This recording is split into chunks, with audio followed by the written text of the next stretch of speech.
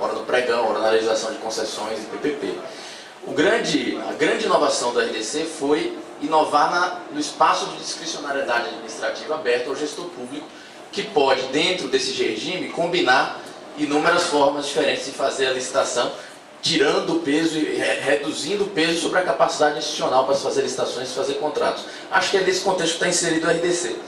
Quando você olha para a experiência federal, é bom lembrar que inicialmente nós tínhamos o RDC previsto exclusivamente para obras da Olimpíada e da Copa do Mundo, e para aeroportos num raio de até 150 quilômetros das cidades sedes da Copa. Quando chegou o primeiro ano de experiência do RDC, sobretudo na Infraero, se começou a se enxergar dentro da Infraero que de fato ali a gente tinha um potencial muito grande de agilizar o prazo de procedimento licitatório. Foi nesse contexto que o governo federal iniciou o debate com o Congresso Nacional para fazer uma primeira experiência de extensão ao PAC. Essa experiência se manifesta hoje mais claramente no DENIT e na Infraero, que é outro órgão público federal que também, como o DENIT, só tem feito licitações de obras públicas, de projetos, até de estudos ambientais, com um regime diferenciado de contratação. Depois do PAC, houve mais um conjunto de extensões feitas no RDC. Foi estendido para as obras de educação e saúde, ainda em 2012. Hoje, na área de educação, por exemplo, a gente de curiosidade, a gente já tem 7, 8 universidades que já têm feito licitações para obras, reforma de campos com o uso do RDC. Posteriormente, na lei, quando houve a discussão da lei do portos, a extensão do RDC para as obras e serviços na área de dragagem. Depois, na área de aviação civil, todos os investimentos feitos com o Fundo Nacional de Aviação Civil, aquele grande pacote de aviação regional, também foi previsto uma nova inovação legislativa, a possibilidade de você fazer o uso do RDC na área de aviação civil. Mais recentemente, nós tivemos mais duas ampliações. Uma para construção, ampliação e reforma de armazéns, grandes armazéns Conab, outro grande desafio da infraestrutura logística atual do Brasil. E, mais recentemente ainda, para unidades de estabelecimentos penais. Acho que que essa tendência de extensão do RDC mostra? Que eu acho que é uma boa aposta para a academia, para o setor privado, para o setor público, se debruçar sobre essa legislação, ver quais são os seus desdobramentos, por exemplo, em relação ao licenciamento ambiental. Porque eu acho que dificilmente nós vamos passar por um processo de reforma da lei de licitações de forma abrangente e ampla que não passe pelo RDC como ponto de partida. E se vocês olharem, o José Alberto falou aqui de uma iniciativa de se tentar unificar todas as leis de licitações. Hoje tem uma comissão do Congresso Nacional, que foi designada como relatora a senadora Cátia Abreu, que entregou ao Congresso Nacional um projeto de lei 559 para reformar e consolidar todas as leis de licitações. Se vocês olharem, basicamente ali se faz muita incorporação de inovações contidas no RDC, com alguns pontos aqui, outra acolá. Mas é um bom sinal de que o caminho deve ser esse. Em termos de utilização do RDC, eu falei antes aqui do DENIT, o Tarcísio e o Arthur devem falar de números mais atualizados aí adiante, mas até para ter ideia mais ou menos de como está o uso da contratação integrada, é importante fazer essa separação. Muita gente confunde o RDC com a contratação integrada. Na verdade, é um dos modelos de contratação que estão previstos na lei. Os outros modelos são aqueles já previstos na 8.666, que se pode utilizar somente se inovando na fase licitatória, né, com os procedimentos de leilão, inversão de fase e por aí vai. É obrigatoriedade de seguro garantia, entre outras ferramentas que a lei permite. Mas no âmbito federal, os dois grandes órgãos são o DENIT. O DENIT tem hoje mais de 300 licitações lançadas com o RDC. Os dados ficam a cargo do Tarcísio. A Infraero, que é o segundo órgão, começou a fazer licitação por RDC até antes do DENIT, mas tem menos que o DENIT, está na casa da centena. Na área de saúde, as principais utilizações têm sido feitas pela FUNASA, inicialmente para fazer projeto, estudo, contratação de consultoria, o que mostra também o potencial do RDC não restrito à parte de obra pública. Na área de educação, o FNDE fez uma grande licitação, contratação integrada para a construção de creches por todo o território nacional, uma licitação por registro de preço, duplamente inovadora, por registro de preço com uso de contratação integrada, em que os municípios aderem à ata do governo federal para chamar e contratar aquela empresa que está designada na ata para desenvolver o projeto executivo e construir a creche. São as primeiras unidades que estão sendo entregues agora. Essa foi uma licitação feita de 2012 para 2013, primeiro semestre de 2013. Universidades federais já têm utilizado a RDC, inclusive para a realização de obras, como eu citei antes, e vários outros órgãos de forma mais pontual. Acho que esse é outro aspecto importante para a gente destacar. Apesar do governo federal ver de forma positiva o uso do RDC, a sua utilização ainda é discricionária do gestor público. Isso tem permitido a observação de experiências diferentes, desde órgãos como o DENIT e Infraero, que adotam como regra geral, embora com estratégias diferentes, como eu vou falar, e outros órgãos que vão testando o RDC junto com modalidade ainda na 8666 para poder ter esse processo de aprendizagem, de utilização das novas ferramentas. Então, vários outros órgãos utilizaram. VALEC, EPL, Companhia Docas do Pará, de Itajaí do Espírito Santo, Ministério da Integração Nacional, CPTU, Ministério de Ciência e Tecnologia, Secretaria de Portos e Ministério do Desenvolvimento Agrário. O que é que tem aqui de contratação integrada? O DENIT, das suas 200 e tantas licitações, quase 300, é o órgão que de fato tem mais apostado nesse regime de contratação. Mais da metade é contratação integrada.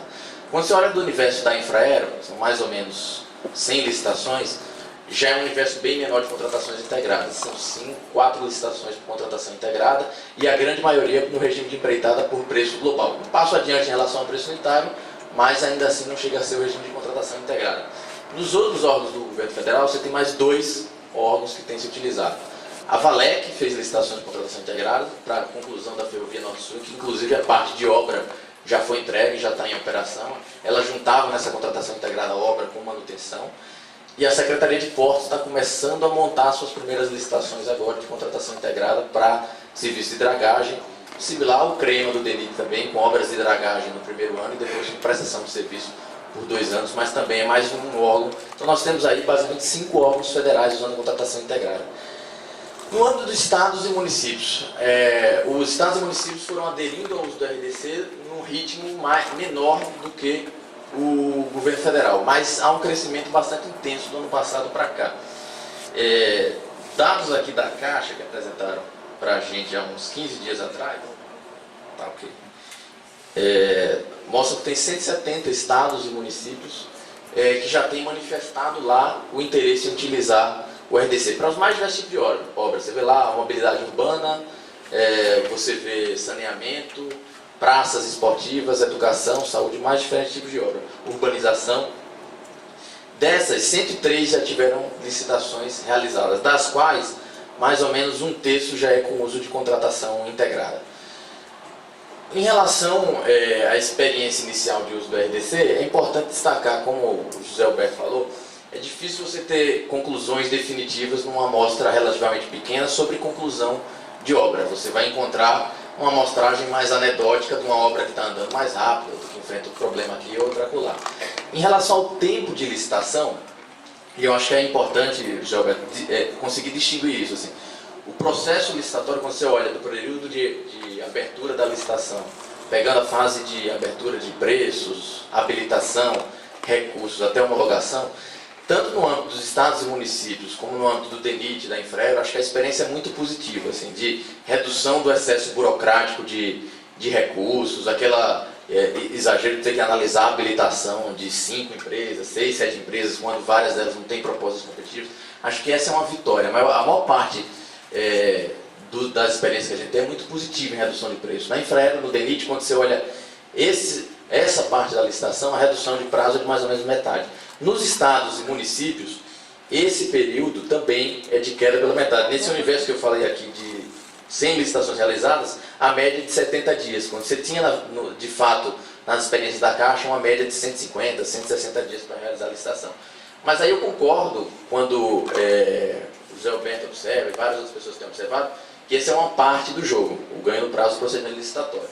A gente não pode apostar na RDC como panaceia. Ele melhora o procedimento licitatório e ele traz um conjunto de inovações importantes no modelo de contratação para estimular entregas com qualidade, no prazo e com inovações metodológicas. O cumprimento disso depende de vários mecanismos e complementariedades com capacidade burocrática do órgão, conseguir fazer contratos rapidamente, conseguir obter o licenciamento ambiental no prazo, inclusive obter junto às empresas seguros, realização de consórcio. Então, há um conjunto de processos que se complementam ao RDC nesse prazo para entrega de obra, e é esse segundo tempo que a gente está na fase atual de observar. Só para concluir aqui minha explanação, o objetivo era só dar esse panorama geral da experiência federal. Eu queria colocar 2 aspectos importantes em relação a essa discussão RDC, licenciamento ambiental, e aqui eu já provoco os próximos palestrantes que entendem mais do assunto do licenciamento ambiental do que eu. Em primeiro lugar, acho que a grande discussão que a gente tem hoje é que você tem uma mudança de paradigma muito grande, em que todo o processo prévio ao início de obra era preparado e montado antes do processo licitatório. Antes dessa experiência com a RDC, a gente teve modelos similares com PPP e com concessão. Como é que você fez lá em PPP e concessão? Em PPP a lei prevê que você pode fazer licitação com licença prévia ou o que eles chamam lá na legislação diretrizes para o licenciamento ambiental. Que eu entendo aquilo como termo de referência, tem gente que entende que é pelo menos o estudo ambiental. Na área de concessões, a experiência tem mostrado alguma diversidade de experiências e de resultados. Na área de rodovias se começou fazendo leilões lá em 2007, dentro do PAC, com a transferência de todo o risco, elaboração dos estudos de obtenção da LP para o setor privado. Houve uma interpretação, tanto de gestores públicos, quanto de agência reguladora, e também de órgãos ambientais, que em alguns casos essa transferência de risco não estava adequadamente calibrada. As mesmas dificuldades que o setor público tinha na obtenção das licenças ambientais, de fazer estudos de qualidade, o setor privado também vinha apresentando. Então nós tivemos um caso, acho, o maior exemplo é a duplicação de Serra das Araras, lá em São Paulo.